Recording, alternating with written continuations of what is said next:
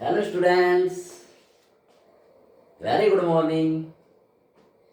देखिए स्टूडेंट्स, आज हम एक नया लेसन लेकर आपके सामने उपस्थित है, जो कि पूरी बुक का सबसे ज़्यादा मोस्ट इम्पोर्टेंट लेसन है, परीक्षा की दृष्टि से भी और कंपटीशन की दृष्टि से भी। बिल्कुल एक नया टेस्ट है इस लेसन का, नई नेचर है। आप जब अब इस लेसन को पढ़ेंगे स्टूडेंट्स, तो ऐसे नहीं पढ़ महसूस करेंगे कि हम इंटर के स्टूडेंट्स, आप कहेंगे हम बीटेक के स्टूडेंट्स हैं, वो भी इलेक्ट्रॉनिक्स डिपार्टमेंट के। ओके स्टूडेंट्स, तो बहुत यूजफुल, बहुत मोस्ट इम्पोर्टेंट लेसन है। चलिए स्टार्ट करते हैं। तो देखिए, जिसका चैप्टर का नाम है प्रत्यावर्ती धारा। प्रत्यावर्ती धारा, ओके स्टूडेंट, इंग्लिश में बोलते हैं इसे अल्टरनेटिंग करंट। तो पहले कुछ नोट्स लिखते हैं स्टूडेंट्स। तो देखिए, धारा दो प्रकार की होती है, ये सब लिखेंगे स्टूडेंट्स। नोट नंबर 1, धारा दो प्रकार की होती है।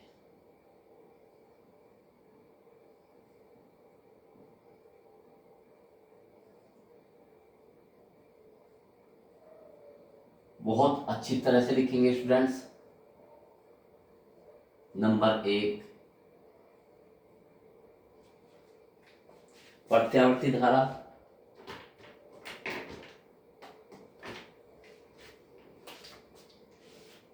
नंबर 1 पहले दिष्ट धारा लिखिए स्टूडेंट्स। नंबर 1 दिष्ट धारा, और नंबर 2 प्रत्यावर्ती धारा। बिल्कुल ऐसे ही नोट्स बनाएंगे स्टूडेंट्स, अंत तक वीडियो देखा करेंगे, बहुत अच्छी तरह हर बातों को समझा करेंगे। अब इनका देखिए, ठीक है, दिष्ट धारा और प्रत्यावर्ती धारा। अब स्टूडेंट्स हम इसका देखिए, वह का वर्णन करते हैं। दिष्ट धारा भी क्वेश्चन है स्टूडेंट्स। नंबर 1 दिष्ट धारा, दिष्ट धारा, ठीक है सर, इसे डीसी भी बोलते हैं। इसे इंग्लिश में क्या बोलते हैं स्टूडेंट? Direct current.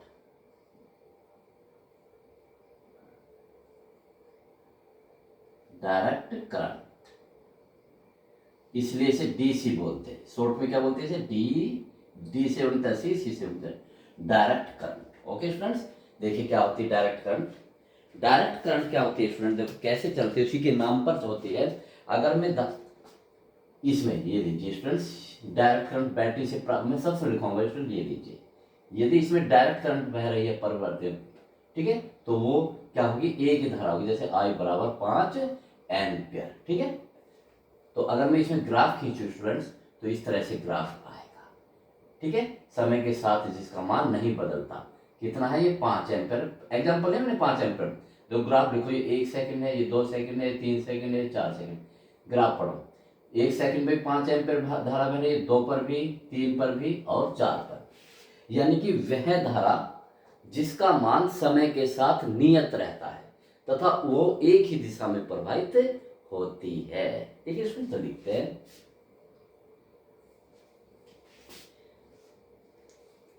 वह धारा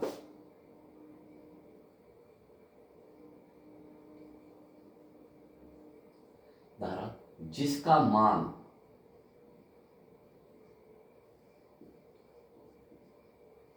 समय के साथ नियत रहता है।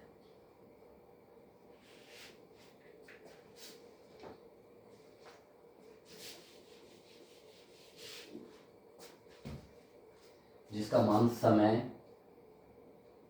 के साथ नियत रहता है, यानी बदलता नहीं, नियत रहता है, ठीक है स्टूडेंट्स। तथा धारा की दिशा एक ही होती है, तथा धारा की दिशा भी नियत रहती है।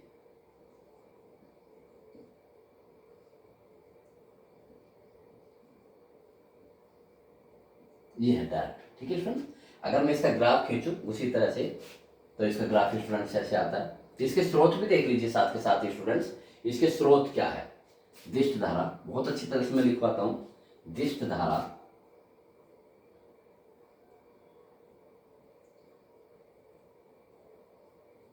धारा का स्रोत किससे प्राप्त होती है?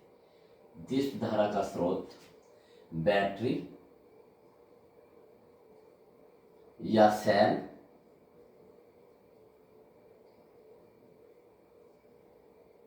या DC generator, DC generator,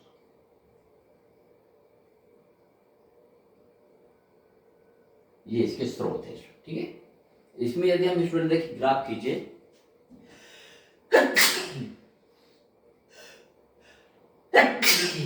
sorry, तो देखिए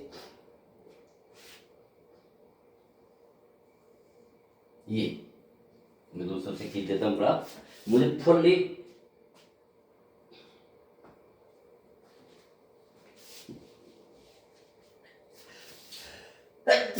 सॉरी,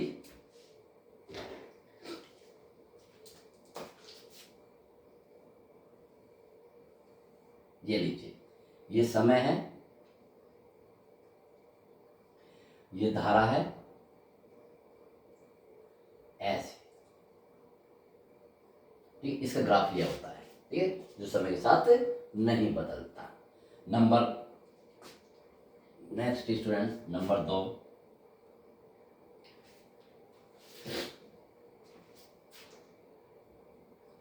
प्रत्यावर्ती धारा, जो इस चैप्टर का भी नाम है स्टूडेंट्स, प्रत्यावर्ती धारा, जिसे हम इंग्लिश में बोलते हैं, सब लिखवाएंगे इसे, अल्टरनेटिंग करंट, अल्टरनेटिंग करंट।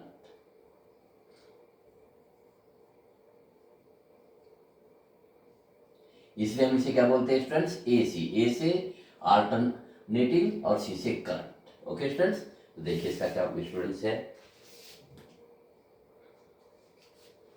इसी तरह से वह धारा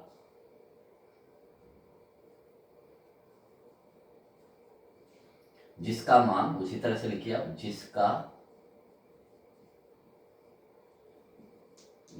जिसका मान व दिशा समय के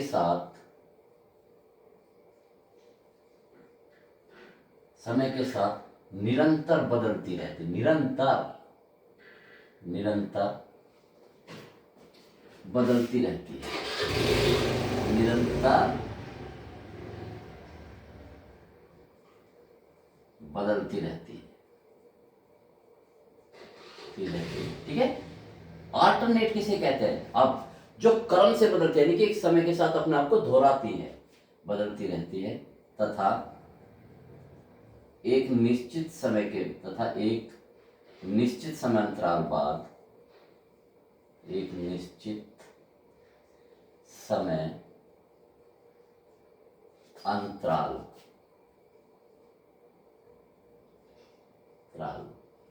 के बाद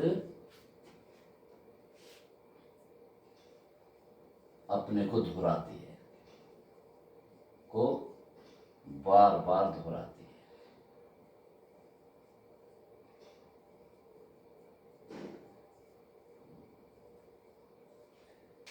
ठीक है फ्रेंड्स, ये समय के आप देखो इसका ग्राफ देखिए स्टूडेंट्स, अगर मैं ग्राफ खींचू इसमें अक्षमता देखो स्टूडेंट्स, ये लीजिए, ऐसे ऐसे चलती है स्टूडेंट, तो ऐसे ये है एसी धारा, ये धारा है और ये समय। देखा स्टूडेंट्स, बदल रही है, देखो जब बदल रही है, समय के साथ बदल रही है, सब समय ऊंचा होगा, फिर घटने लगी, फिर विपरीत दिशा में बहने लगी, दिशा निरंतर बदल रही है, फिर ऐसे यहाँ एक चक्र, फिर अपने आप को एक निश्चित समय अंतराल के बाद दोहरा रही, ऐसे ये चलती है। ये है एसी धारा। ओके, इसका स्रोत देख लीजिए, इसका स्रोत देखिए स्टूडेंट्स, क्या होगा इसका स्रोत?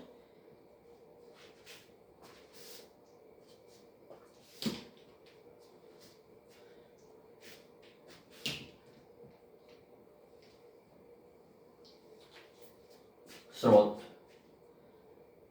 प्रत्यावर्ती धारा का स्रोत, हाँ, प्रत्यावर्ती धारा का स्रोत है। ये किससे प्राप्त होती है हमें?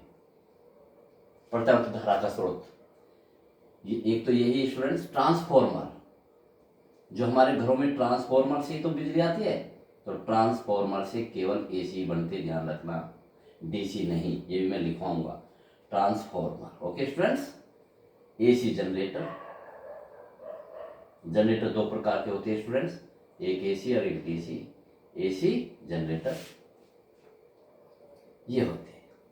ओके स्टूडेंट्स, तो ये बहुत दोनों प्रकार की, देखो धारा में अंतर समझ लीजिए, ये ऐसे धारा चलती है और ये ऐसे धारा चलती है। तो देखिए, तो मैंने बता दिया स्टूडेंट्स, ये एक और ये दो प्रकार की धारा होती है। अब इनके यूज और देख लीजिए स्टूडेंट्स की दिष्ट धारा कहाँ यूज होती है, प्रत्यावर्ती धारा कहाँ यूज होती है, तो वो भी मैं स्टूडेंट्स लिख देता हूं। तो देखिए,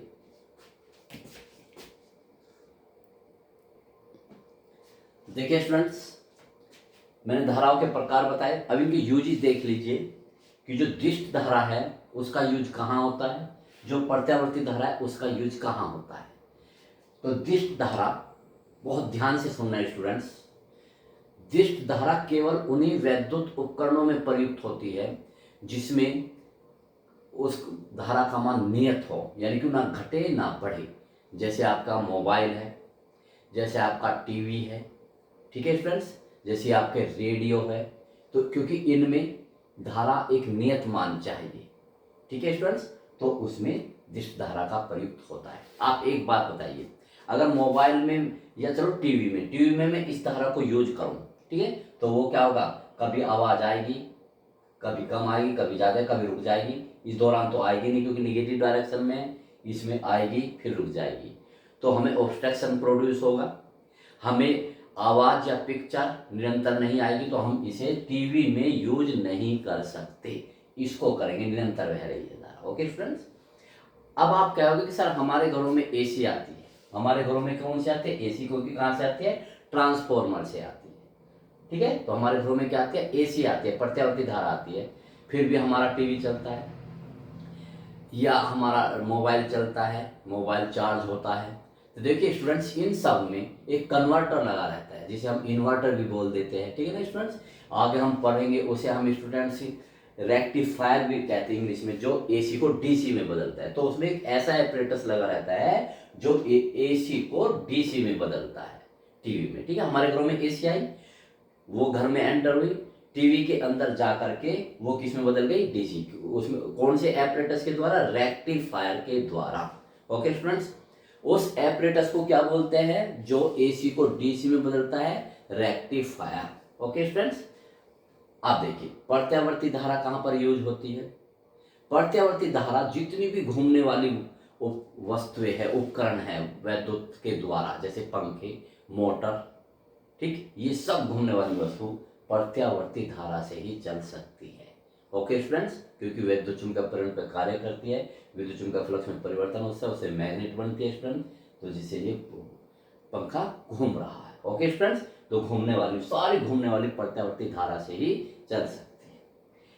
अब आप देखिए स्टूडेंट्स, अब रहे बल्ब या हीटिंग वाले या कूलिंग वाले, यानी कि जो एपरेटस कूलिंग करते हैं या जो एपरेटस लाइट देते हैं, जो एपरेटस हीट देते हैं, जैसे कि हीटर, जैसे कि बल्ब, जैसे कि रेफ्रिजरेटर, जैसे कि एसी, है ना, एयर कंडीशन, ये वाला एसी नहीं, ये एयर कंडीशन धारा है, ये दोनों से चल सकती है, दिष्ट धारा से भी और प्रत्यावर्ती धारा से भी, दोनों से चल सकती है। तो ठीक है फ्रेंड्स, इस डिपार्टमेंट को जिसमें हम प्रत्यावर्ती धारा बहती है, जिसमें ये घूमने वाली वस्तुएं, इस डिपार्टमेंट को बोलते हैं इलेक्ट्रिसिटी।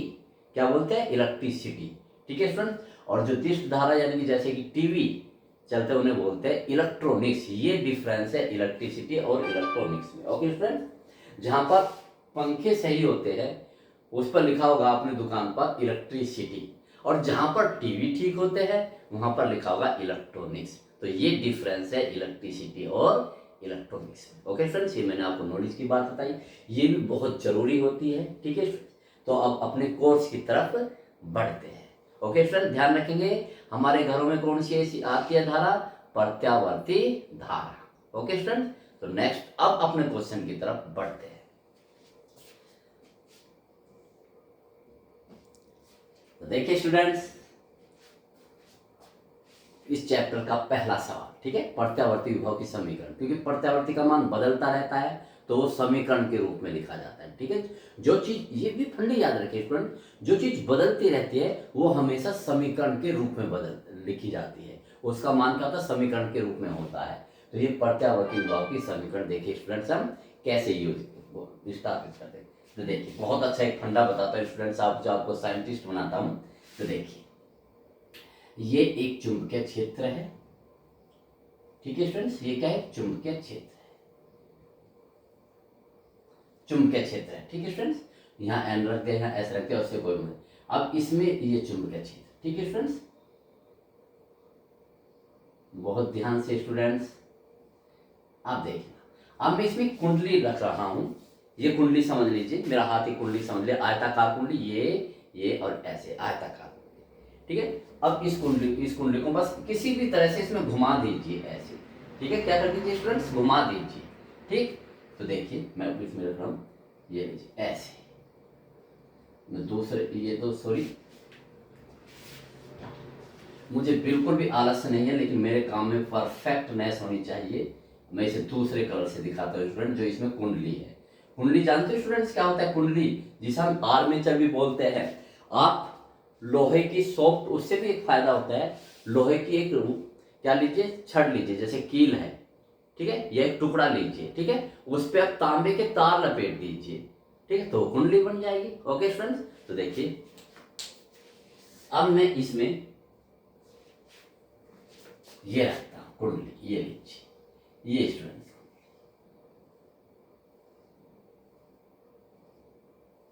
ठीक है, ये तार है। अब मैंने एक ही फेरा बनाया है और ये इसमें घूम रही है, कितने कोण से स्टूडेंट्स, ओमेगा कोण से ये घूम रही है ऐसे, ठीक है, घूम रही है। अब धारावार नहीं, सिर्फ ये चुंबकीय क्षेत्र है बी और ये ऐसे घूम रही है, कितने कोणीय वेग से, ओमेगा से घूम रही है। तो इसमें क्या हो जाएगा, चुंबकीय, देखो जब ऐसे बदलेगा तो स्टूडेंट्स चुंबकीय फ्लक्स में परिवर्तन होगा, ठीक है ना। जब चुंबकीय फ्लक्स में परिवर्तन होगा तो इसमें एक विद्युत वाहक बल प्रेरित होगा, यानी कि बिजली प्रेरित होगी। कितना सिंपल सी स्टूडेंट्स कंसेप्ट है बिजली बनने का। यदि किसी कुंडली को आप चुंबकीय क्षेत्र में घुमा दो, किसी भी माध्यम से घुमा दो, पानी से घुमा दो तो पानी से बिजली बनने लगेगी। इस कुंडली को घुमाना, एयर से घुमा दो तो पंचक की, तो क्या बन जाएगी, एयर से, हवा से एयर से बिजली बनने लगेगी, ठीक है। भाप से घुमा दो इसे तो भाप से बिजली बनने लगेगी, ठीक है। किसी भी, यहाँ पर पट्टा जोड़ दो उससे, अपने जनरेटर से, तो ये उससे घूमने लगेगी।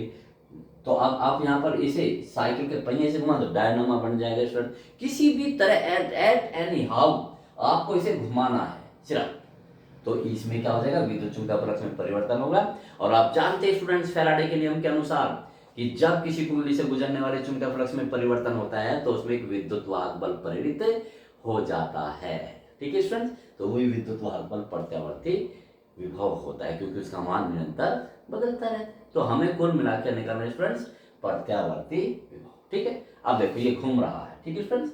अब ये किसी क्षण, मैं और बना रहा हूं स्टूडेंट्स, ये किसी क्षण, ये ऐसे ना, किसी क्षण ये ऐसे घूम रहा है, ये लीजिए, मैं ये भी देख लीजिए स्टूडेंट्स, किसी क्षण इसकी स्थिति ऐसे होगी, ठीक है ना, ऐसे, ठीक। थोड़ा समय से क्या बना रहा स्टूडेंट, तिरछा बना रहा हूं, ठीक, ऐसे, ये लीजिए, किसी क्षण इसकी स्थिति ऐसे होगी, सॉरी दूसरे से बदलाऊंगा। देखो अब तो आपको ऐसे दिखाई देगा स्टूडेंट्स, ऐसे, और जब मैं इसे ऐसे घुमाऊंगा, ऐसे घुमा तो यही चीज दिखाई देगी ना, तो ये किसी क्षण ऐसे, या देखो अब ये ऐसे है, अब ये घूम रही है, तो इससे इसी बात को स्टूडेंट्स आप ध्यान रखना, फिर समझो स्टूडेंट्स। अब देखिए ये ऐसे है, ठीक है। अब कितना कोण है, अब इसका क्षेत्रफल, अब मैं इसका कर रहा हूं, ये इसका क्या है, क्षेत्रफल है। अब ये लीजिए, क्षेत्रफल की दिशा होगी, ये लीजिए, अब देखो इसे मैं घुमा रहा हूं तो इसकी निरंतर बदल रही है, अब तो 90 है, अब इसे निरंतर, ये ऐसे तो बदल रही है। तो ऐसे स्टूडेंट्स में किसी क्षण इसकी ये ऐसे बना रहा हूँ, थोड़ा तिरछा बना रहा हूँ स्टूडेंट्स, तिरछा ये ऐसे, ठीक है स्टूडेंट्स, ऐसी स्थिति हो गई। और ये इसका क्या है स्टूडेंट्स, लंबवत है, ये नॉर्मल है, तो ये कोण कितना बना है, थीटा, ठीक है, ये वाली ही कुंडली है ऐसे, ठीक है स्टूडेंट्स। तो ये ऐसे घूम रही है और ये घूम रही है स्टूडेंट्स ऐसे, कितने कोण से, ओमेगा कोण से, ऐसे घूम रही है ना स्टूडेंट्स ऐसे। तो किसी क्षण ये ऐसे है ना, तिरछी ऐसे, देखो ये ऐसे। तो अब ये हम बनाते हैं, अब हम इसके बारे में हम लिखते हैं। तो समझ गया आ गए स्टूडेंट्स कि जब पहले हम लिखेंगे उसे ना, बस बहुत ही सिंपल स्टूडेंट्स, तो देखते देखिए ये चीजें, जब किसी कुंडली को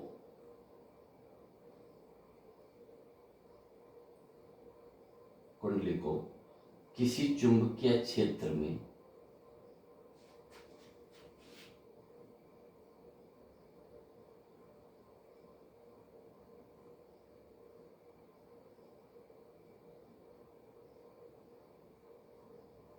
ठीक है, किसी चुंबकीय क्षेत्र में, ठीक है स्टूडेंट्स, आ रहा है पिक्चर में, किसी चुंबकीय क्षेत्र में तेजी से घुमाते हैं,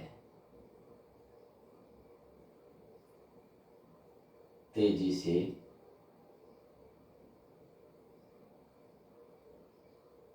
घुमाते हैं, तो उससे गुजरने वाले, तो उससे गुजरने वाले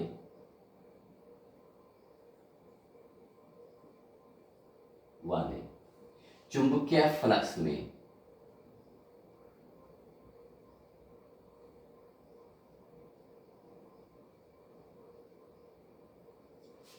फ्लक्स में तेजी से परिवर्तन होता है।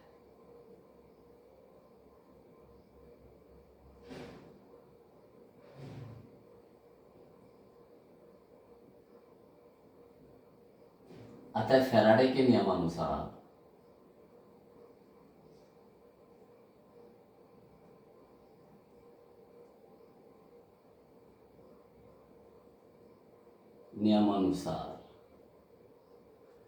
उसमें एक विद्युत वाहक बल प्रेरित हो जाता है।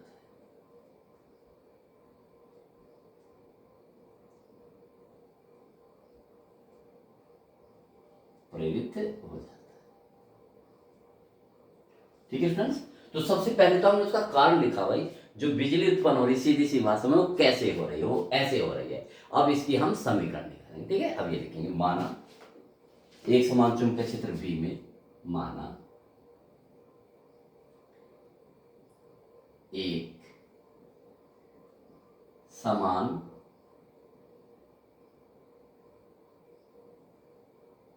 चुंबकीय क्षेत्र बी में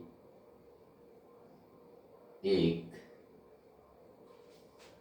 एन फेरो वाली कुंडली, एक एन फेरो वाली कुंडली, ठीक है सर, एक एन फेरो वाली कुंडली ओमेगा, है ना, ओमेगा कोणीय वेग ओमेगा से, कोणीय वेग ओमेगा से घूर्णन कर रही है, घूर्णन कर रही है। ठीक है स्टूडेंट्स, हमें इसमें कितना चुंबकीय फ्लक्स होगा, ठीक है ना। तो अब मान लेते हैं किसी क्षण वो क्या थीटा कोण बनाती है, ठीक है ना। तो मान, हाँ, घूर्णन कर रही है, माना किसी क्षण, अब इस पॉइंट पर आते हैं ना, माना किसी क्षण यानी टी समय पे, माना किसी क्षण कुंडली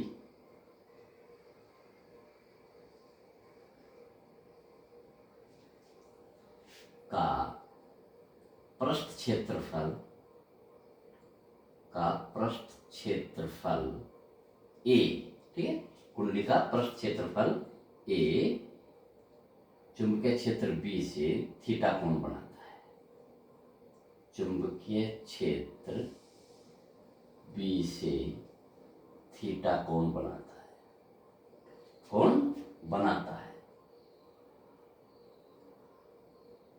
तब कुंडली से गुजरने वाला चुंबकीय फ्लक्स, तब कुंडली से गुजरने वाला चुंबकीय फ्लक्स,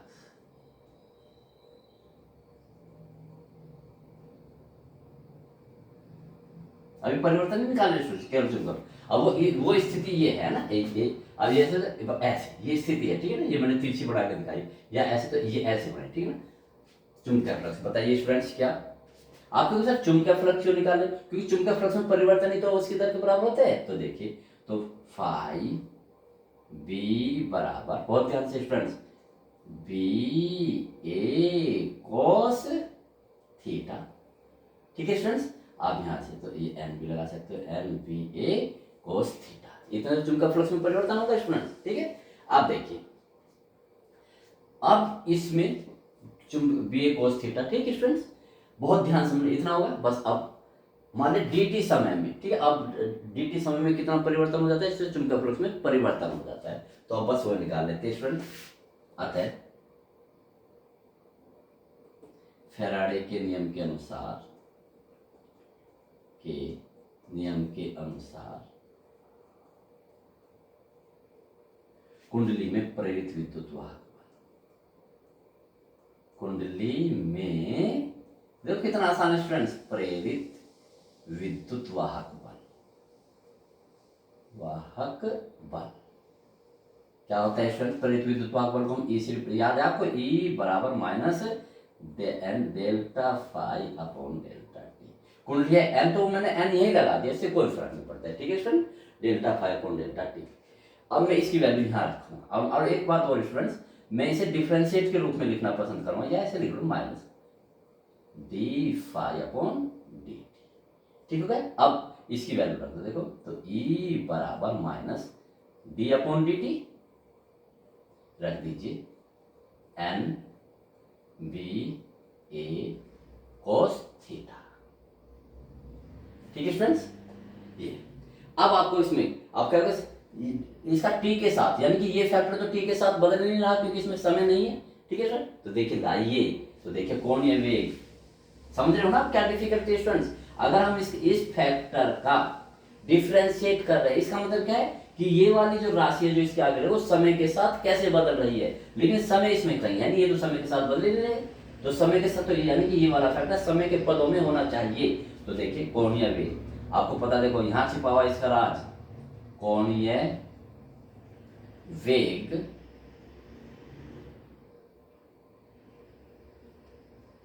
ओमेगा बराबर थीटा अपॉन टी। तो थीटा बराबर क्या होगा स्टूडेंट्स, ओमेगा टी, ये लेंगे स्टूडेंट, तो यहां रख लीजिए। तो ई मैं देख लेता हूं कितना आ जाएगा, नहीं आएगा स्टूडेंट्स, तो यहां देख लीजिए, यहां कर देता हूं, तो देखिए कितना होगा, या ऊपर ही लिख देता हूं क्योंकि अभी और है। तो ठीक है स्टूडेंट्स, यहां से आगे बढ़ता हूं, ठीक। तो कीजिए E is equal to minus ये वाला D upon D T N B A cos theta की जगह ओमेगा टी। देखा, ये वाला पद समय के साथ बदल रहा है, और इसी का हमें क्या करना है स्टूडेंट्स। अब आपको पता है स्टूडेंट्स, जो कांस्टेंट है उसे बदल, कांस्टेंट का मतलब जो समय के साथ नहीं बदल रहे। अब देखो कुंडली है, कुंडली मान ली 500 फेर है, ये ऐसे घूम रही है तो समय के साथ नहीं बदला, तो एन भी बाहर आएगा। ये लीजिए, बी भी नहीं बदला, एक समान चुंबकीय क्षेत्र, इसका क्षेत्रफल भी नहीं बदला, डी अपॉन डी टी कोस ओमेगा टी। ओके स्टूडेंट्स, आइए माइनस एन बी ए, आपको पता है कोस ओमेगा टी क्या होता है, साइन ओमेगा टी। कोस ओमेगा टी क्या होता है, minus sign omega T, minus sign omega T, ये होता है स्टूडेंट्स। और ओमेगा टी में ये ओमेगा का, फिर ये यही होगा ना, तो अब इसे कीजिए, माइनस माइनस प्लस होगा, एन बी ए ओमेगा, है ना, और ये लीजिए साइन ओमेगा, ये आ गया। ठीक है, अब देखिए फ्रेंड्स, क्योंकि अब देखिए ये जो प्रेरित विद्युत वाहक बल है ये समय के साथ बदल रहा है, और यहाँ साइन भी है। देखो स्टूडेंट, ये इसमें दो, ये फंडे मेरी बात समझ लीजिए अच्छी तरह से, ठीक है। इस फैक्टर में दो चीजें छिपी हुई है साइन ओमेगा टी में। नंबर एक, ये समय के साथ बदल रहा है। नंबर दो, ये जो साइन आया हुआ है, ठीक है, नहीं तो N B A omega T होता तो ये समय के साथ, लेकिन ये इस तरह से नहीं बदलता यार, ये टी है तो समय के साथ बदल रहा है, और साइन है तो ये यानी कि अपने आप को एक निश्चित समय अंतराल के बाद दोहराता है, यानी कि साइकिल में चलता है चक्र के रूप में। ठीक, इसका मतलब ये है, इसे बोलते हैं साइन कर्व। ओके फ्रेंड्स, अब देखिए बहुत ध्यान से समझे फ्रेंड्स, इसका मान है ना अधिकतम प्रेरित विद्युत वाहक बल। ठीक, तो लिखिए अधिकतम प्रेरित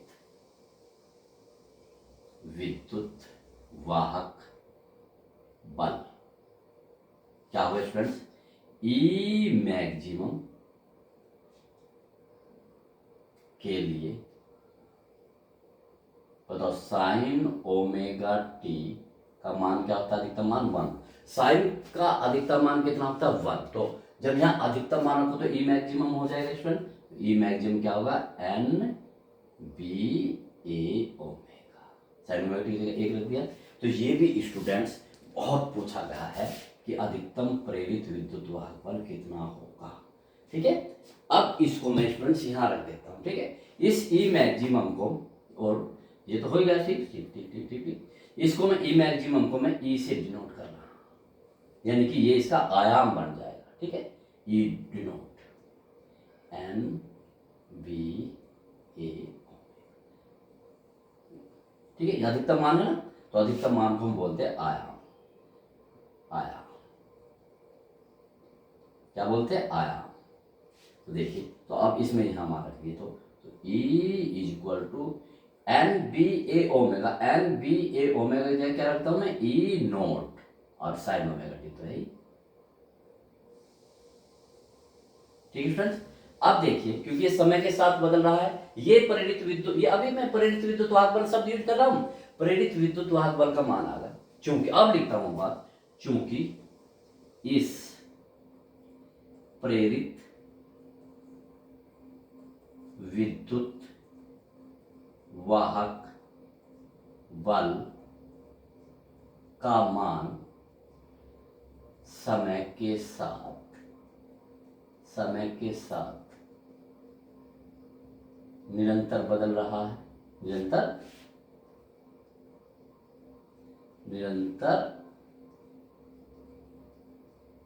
बदलता है, तथा एक निश्चित समय के, ये जो साइन आया हुआ है, अगर साइन नहीं आता तब इसे हम अल्टरनेट नहीं बोलते स्टूडेंट्स, समय के साथ बदलता है तथा एक निश्चित समय अंतराल के बाद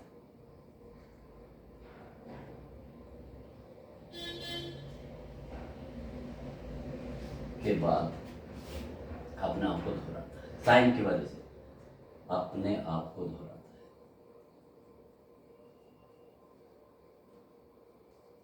दोहराता है।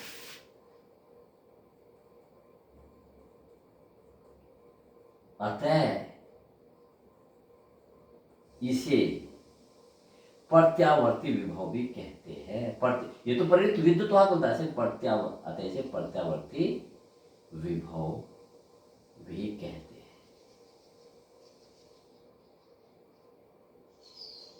ठीक होगा स्टूडेंट्स, अतः प्रत्यावर्ती विभव की समीकरण होगा। तो अब देखिए, देख लेता हूँ स्टूडेंट्स। ठीक है स्टूडेंट्स, तो अब मैं इसे ऊपर लिख देता हूँ, अतः प्रत्यावर्ती विभव की समीकरण, अतः प्रत्यावर्ती,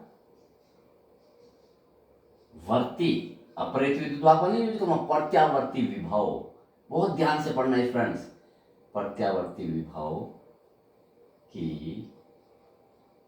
समीकरण निम्न होगी। अब मैं इसका वो भी बदल रहा हूँ स्टूडेंट, ई की ये जो ये है स्टूडेंट्स, ये वाला ई की जगह में क्या लिख रहा हूँ वी, बल्कि आप दूसरे उससे लिख लीजिए क्योंकि इसी को हम ये लीजिए।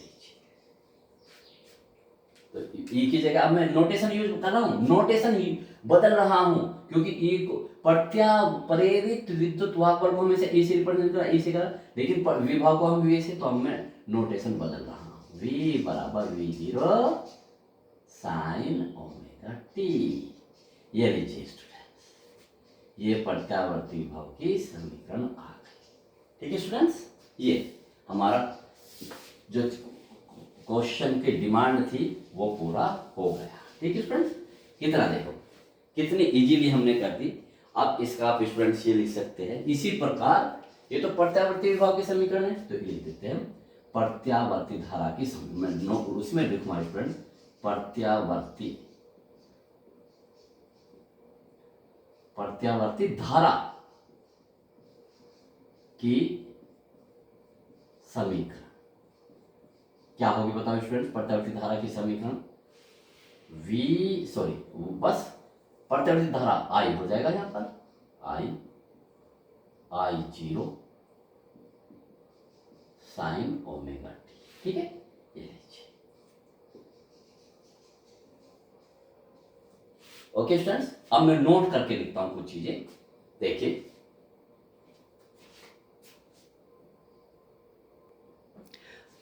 तो नोट करके स्टूडेंट देखिए, नोट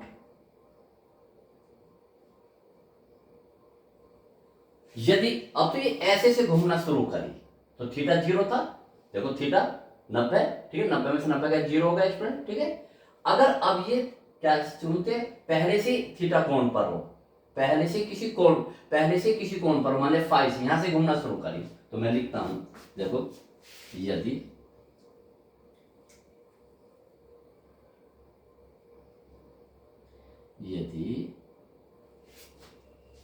कुंडली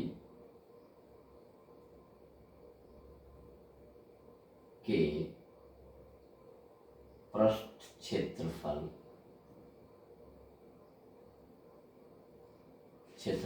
ए का प्रारंभिक कोण ए का बी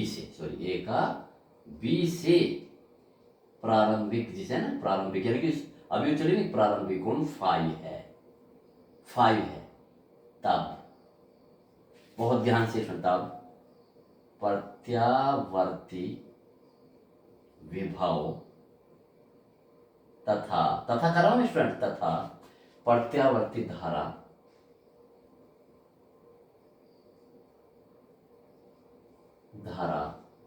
की समीकरण निम्न होगी,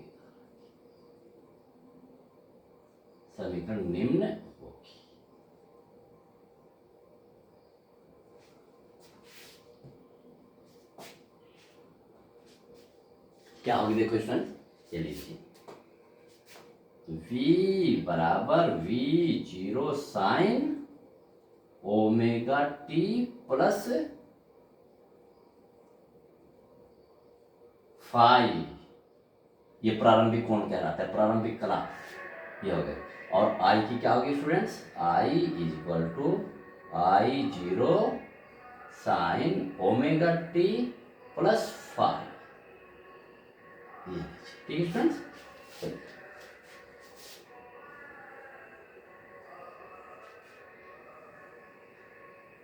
ठीक है। इस फाई को, जो ये फाई लिखा है, प्रारंभिक कला भी बोलते हैं स्टूडेंट्स, एपोक भी बोलते हैं। जहां मैं लिख देता हूं स्टूडेंट्स, जहां ये जो फाई है ये क्या है स्टूडेंट्स, प्रारंभिक कला।